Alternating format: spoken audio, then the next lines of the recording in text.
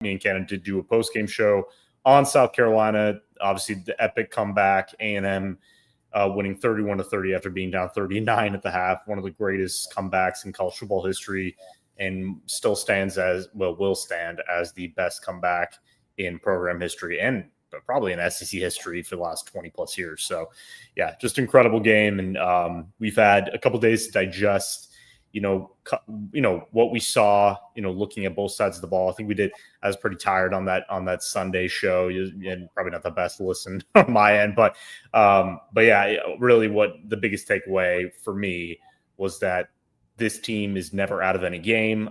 They've shown that all season. We go back to LSU where they were down, 18 to 12 or something like that. Something along those lines. Something along those lines. And ended up just destroying LSU, leaving Baton Rouge with a 49-25 win, just a lead on both sides of the ball. And we saw that again. We saw that in the second half where, the offense wasn't playing very well. Marcel Reed was inaccurate. He was having issues in the pocket. The O-line wasn't really protecting him that well. And then the defense was giving up these explosive plays, and that's where they found themselves down by 27 points. And on Monday, head coach Mike Elko did his usual presser to start the week, and he was asked about that. What the halftime speech we're all hoping to see during the new episode of The Pulse that we'll release tomorrow night, to see if we get a little shot of what he said when they were down by 27 points. Mm-hmm. But he said after the game, I don't really remember what I said. I don't think it was really anything, that memorable in that way of, galvanizing his team to do what they did. But he really put it on the players, saying these are a bunch of 18 to 21-year-old kids who very emotional, as we know. He basically I'm a 48-year-old man. I have to control things. I kind of know that as I get older in my 30s, that, you have to be the grown up in the room a lot of the time. And, when you are younger, emotions overtake the moment sometimes, but it was the work they put in going back to January, going back to getting these transfer portal guys, especially Casey Concepcion and Mario Craver joining this team, the other defenders they got from the portal, the returning production, over 72% of the 2024 roster. And again, it's that culture, that blue-collar mentality that it doesn't matter what the score is. It doesn't matter how we played before. It's how we play now, and we have to put it all on the field. And again, it came out to be one of the most miraculous and hard-fought wins we'll ever see, probably in Texas A&M history. Yeah, definitely. If you haven't watched it, go check it out, because we reacted to that game on Sunday. So definitely go check it out. But I want to touch more a little bit on what Mike Elko said, in that the preparation for this game was 6 months ago. Not right before the game, not the practice leading up. It was in the weight rooms, in the practice rooms, in the film rooms 6 months ago, and even longer than that. So that's the way that they have wanted to build this program, and that's the way they're going to continue to have this program play at an elite level. So definitely looking forward to them continuing on in winning in every single way, in every single capacity, because that's what we've seen so far this season. It's had ups and downs in games, but you've won in every single capacity and factor when it comes to these games. Yeah, and it's a complete team effort, like I said. And that's the thing we've been looking for from Texas A&M for many, many years, is that, even going back to the Kevin Sumlin years, that was mainly offensive dominance. Obviously, the 2 years of Johnny Manziel at the helm, they had to score a ton of points just to get out with a victory, especially in SEC play, where you're playing against not equally good offenses, but the defense was just so bad some of those years that you just couldn't really rely on them at all, even against bad opponents. So even, you go back to Jimbo Fisher as well, there were some good defenses. Obviously, when Mike Elko was there as a defensive coordinator, they had some of the better defenses in SEC play, but there was just this mentality, and it's always at the head, right? If you're, you can have the best coordinators, but the head coach is the one who basically creates this culture. He's the one who establishes this, and sometimes it takes years for this to be established. You and I are both Dallas Cowboy fans. You kind of watched last night of, one of the best games we've seen from the Cowboys, for example. And they're dealing with tragedy after losing Marshawn Kneeland. And you could just tell how that team played based on how their head coach is leading them. And it's and obviously, Dak Prescott and others, but it's the same with Texas A&M right now. You look at the veteran players on this team. Marcel Reed has taken that leadership role as well. And, he was given a lot of credit as one of the locker room voices that really led this team, saying, look, we can still do this. Like, it's on me. Like, I didn't play well. I threw 2 interceptions. It could have been 6 interceptions at that one point, and he knows that. Like, he was throwing errant passes, but he just went out there and had probably the best performance we have seen from him yet, completing 16 of 20 for 298 and 3 touchdowns. No interceptions. Didn't even get close to an interception. He was hitting every target. And, yeah, his wide receivers were giving him a lot of help there. But it was a complete team effort. Everybody bought in to the fact that they could win this game. Nobody went out there and acted like, oh, you know what? It's already lost. We just have to focus on the rest. No, they said, no, we're going to win this thing. Like, screw it, because we know what's in front of us. We know that we have to win out to have a shot at the SEC championship. I had to actually correct myself on Sunday. Again, very tired at that time.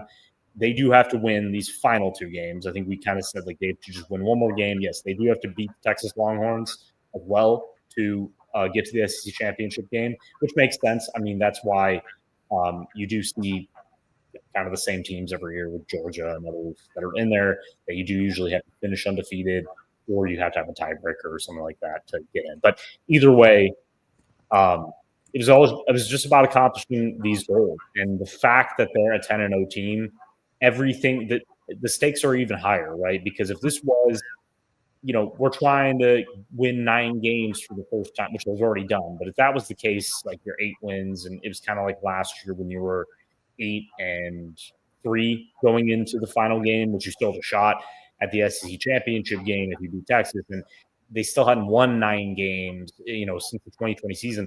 Again, the stakes are so high now that you're looking to win a national championship this year. This isn't just getting the playoff. Yes, you need to get to the playoff. They already have like a 99.8% chance.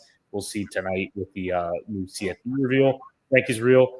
But again, just to avoid talking too long, this is just a different team overall. It's something we have not covered, something I, as someone who's covered A&M for a while, have never seen or covered or discussed.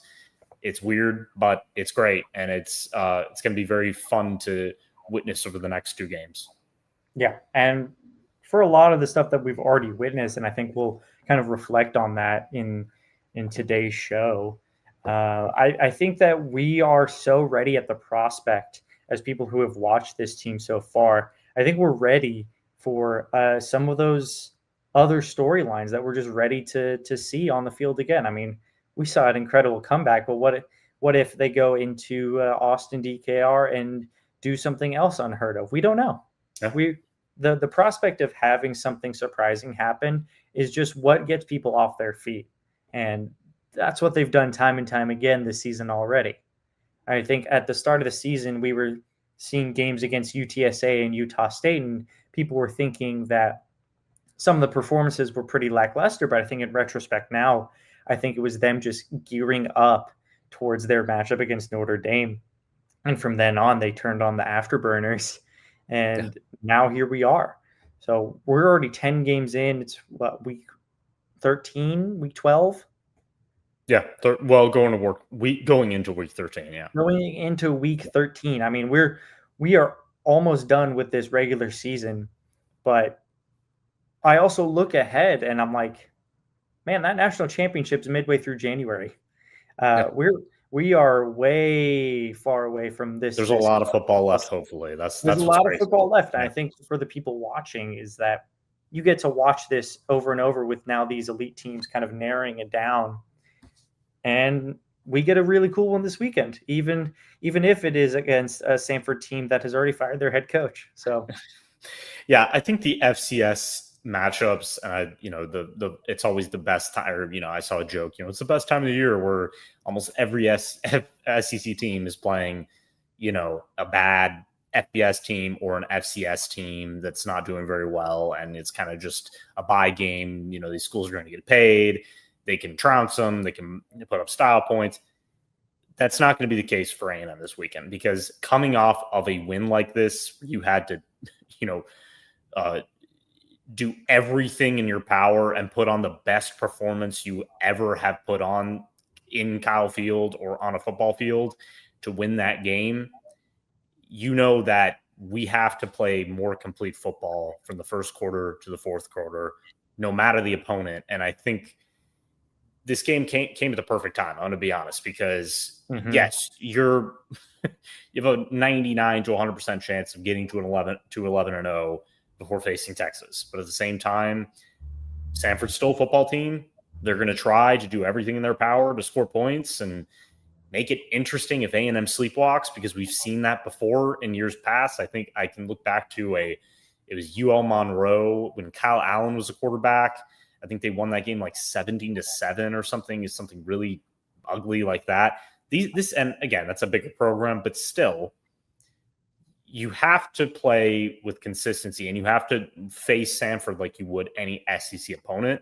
And if they do that, and we see a complete showing where Marcel Reed is highly accurate starting in the game, the run game gets going, the defense just pressures the pass rush sends pressure all day, and the secondary holds up and makes plays, then and especially special teams, right? We want to see Terry Bussey get a long run. We want to see lack of penalties. We want to see consistency in that area. We want to see a much better showing from A&M's vaunted offensive line, which struggled, to be honest, most of the game against South Carolina. And granted, yes, you were going against Dylan Stewart, who's probably going to be a top 5 pick in the 27 draft. But at the same time, you got embarrassed for a full half. And yes, you showed, you put on a much better showing in the second, but still, these are the type of games where you can start to fix these remaining issues, because you have to then travel to Austin 6 days later to face the Longhorns on Black Friday. Yeah. And in a short week like that, another thing you do want to see in this last home game is senior night. And you want these seniors to show out, because this is their last chance at home in front of 108,000 fans, 110,000, that they get to show off exactly who they are for all those people. I mean, you're going to have more opportunities probably, hopefully in the playoff as well, but you're also showing the dedication that you've been putting in all this time. And I think that there were a couple of comments earlier about, I think Albert Regis was one of them. Correct me if I'm wrong. I think people were asking him what kind of moves he would, or what kind of plays he would be making on senior day. He's just like, well, I got stuff in store. But on some of those other players, I think back in my mind, it's like the people who have made contributions behind the scenes, like EJ Smith, just has gone more unheralded and has been put in the forefront of a lot of these rushing plays these past couple of weeks. I mean, against Missouri, against South Carolina, scored, right? Yeah. We get to see him at the front. And Mike Elko has talked about him time and time again of the time and the effort that he has put in. And that's part of that grind mindset. We see him every week with a long sleeve shirt on that sideline coaching with a grind shirt, because that's how he is. And that's what he's trying to instill and embody in his players. And they reflect that now. So that level of consistency, you're exactly right. And so most likely this weekend, I think you and I are projecting that level of consistency is going to be put on display. Yeah. And the hope is that a lot of these guys who really only see time in practice, that serve such a big role in preparing the starters on both sides of the ball for games every week, especially a guy like Jacob Zeno, for example, who came in here after a very long college career, both Baylor, UAB. I mean, he's been all over the place. He's a very respected guy in that locker room. He obviously serves as a third string quarterback, pretty much the emergency quarterback behind sophomore Miles O'Neill. We do hope to see Miles O'Neill get some snaps, and because Marcel Reed's going to be back next season, but at the same time, you want to hope that Miles O'Neill potentially be the next quarterback. So you'd like to get him in the game, get him some reps. He is also important, barring any knock on wood injuries or anything that could happen down the line. But yeah, these guys deserve it, right? Because again, any of us who play football, any of us who know there are guys who just never play, but they serve a purpose. Everybody on a team serves a purpose, and if this is the final time that they can play in Kyle Field in front of their parents and family who are going to attend this game, I mean, it's a great moment. That's why I love these games. I know a lot of people who are just, they just want to see competition and stuff. Well, you'll get competition in some of them. There are going to be teams that sleepwalk and, let these smaller schools, hang around for a while. I don't think A&M is going to do this. I could see this easily being a very early blowout going into halftime where we could see these players take the field. But also I hope to see a 12th man kickoff again. Those are always awesome. Those are really, really cool. They really embody what everything that A&M is about. And, Elko now signing that 6-year extension and being a part of this for a very long time. Hopefully he's, if this success keeps up, he's the coach for, as long as Nick Saban was at Alabama. That's what every program wants. They want, that continuity, as hard as it is to do, but he embraces everything A&M is, and he loves this stuff. And I guarantee he's excited to coach this game. And obviously it is another opportunity for this team to tune up against before facing Texas, because we did hear there is some news on the injury front. We'll start with A&M, and then there is a player that many Aggie fans know and have been watching wear a Texas uniform for the last 3 seasons. But Mike Elko did also give a couple injury updates. Le'Veon Moss obviously is a topic every press conference. Everybody wants to know if he's going to come back during the regular season. Obviously, we only have 2 games left in the regular season. You and I both speculated that we could see him returning for Texas. I think returning for Samford will be a pointless thing. I think giving him another week where they really don't need him at all, just to rest and get 100% before taking the field. Mike Elko did say, yeah. He said, yep, that's the plan of him to return sometime. So I do think Aggie fans will be happy with the news probably by next. So the game's on Friday. I think Wednesday is still going to be the next injury report by next Wednesday, the day before Thanksgiving. We should. And I could easily see him being as a probable or questionable addition to that. He's been out, obviously, the last 4 games. Did not give an update on Scooby Williams, I don't believe. So we'll see about that. Again, if Scooby doesn't play this weekend, I don't think it's a big deal. But I'm blanking. You're really just looking for the people who are out to get that full rest that you need, because you need to be at full strength in a rivalry game. Yeah, and right. He did say Ruben Owens as well. He does expect him to be back.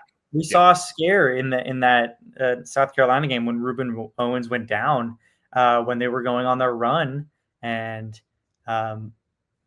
it was just a little bit scary sight to see. I know a lot of A&M fans held their breath for a second, but he was able to get up and walk under helped power back to the sideline.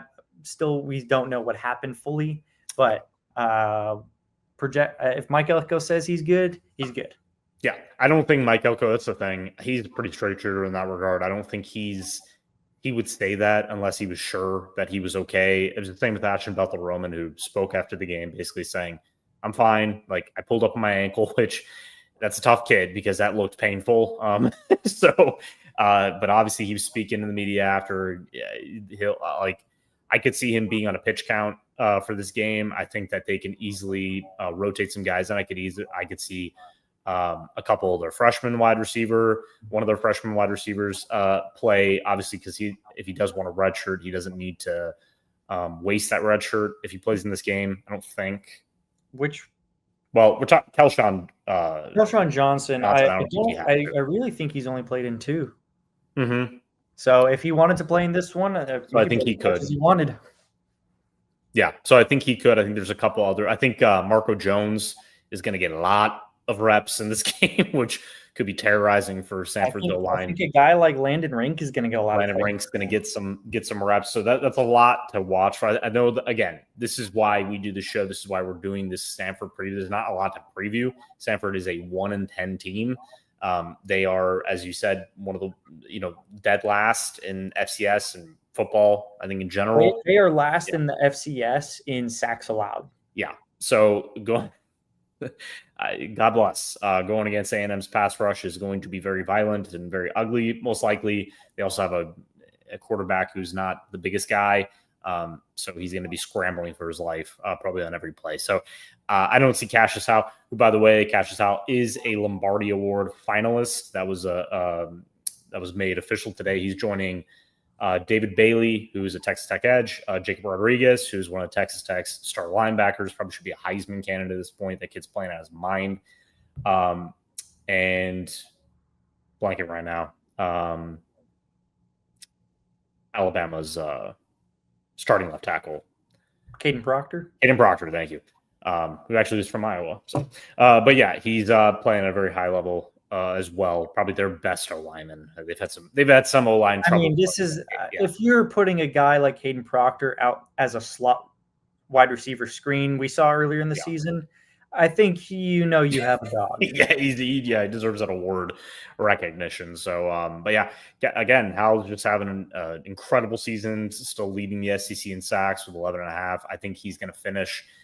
I can see him finishing with 15 at this point, based on the next two opponents, based on the O lines, especially if he plays extended minutes in this game, he could get up there in one game. But Texas has O line problems, which we will talk about next week. But yeah, it's all out there to have a great game, get guys on the field you wouldn't normally have out there, especially the seniors who just do not play a lot of minutes and are usually on the bench. And again, it's just one of the best weekends for me personally. I know a lot of people don't like to watch these because they end up being blowouts, but if you're a fan of a team and you want to see the lower half of the depth chart, maybe the future play, these are the opportunities in season. And especially if your team like A&M is a college football playoff team, which we'll see tonight, but we expect that even if they finish 11-1, they're going to be a top 4 seed. I still believe that. It just depends, which would give them a bye in the quarterfinal round. But yeah, I don't really have a lot to say on that. I mean, that's the thing with these games. You really can't preview them in depth, but it's more about A&M and what they need to fix and what they want to put on display. Yeah, and the display should really be like getting those younger kids out there, right? Just to get those valuable reps in a program like this as you head towards the college football playoff. But really going back to Cassius Howe, I think that we are seeing one of the premier defensive production and defensive progress defensive ends that we've seen in recent football history emerge. I mean, this is a kid coming from Bowling Green. I know a couple of coaches in their press conferences before they played A&M have said, man, we entirely missed out on our evaluation of Cassius Howe. So the way that he's come into this program now, and after this will be the full second year, be just almost an unstoppable force for them along the defensive line, who we had questions about coming into the season. It's just really, really nice to see. It's relieving, I should say. So going into this week against a 1-10 Samford team that has already fired their head coach and just doesn't have most of the things that a regular football team would have going for them this late in the season. Mm-hmm.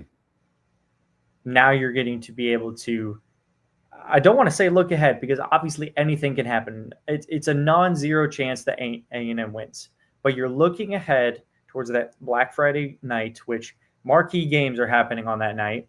Mm-hmm. If you have a quad box, I would definitely think about investing in a service that would be ready for a quad box. But A&M plays Texas, and we'll preview that this next week.